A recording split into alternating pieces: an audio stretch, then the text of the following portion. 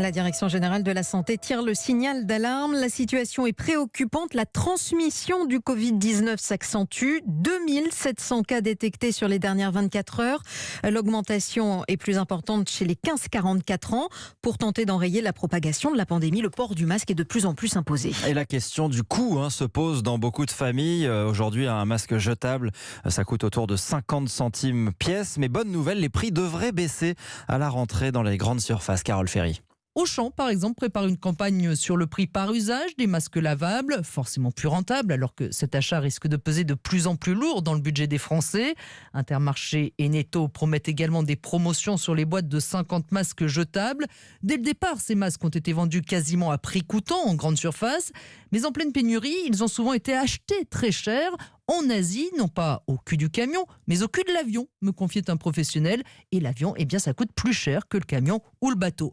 Aujourd'hui, les filières d'approvisionnement sont beaucoup mieux rodées et permettent de proposer des prix beaucoup plus raisonnables, selon le porte-parole de Franprix, François Alarcon. Ce qui s'est passé très concrètement sur le prix des masques, c'est qu'il y a eu une énorme inflation à la fin du confinement et au déconfinement, due à la forte demande d'un coup.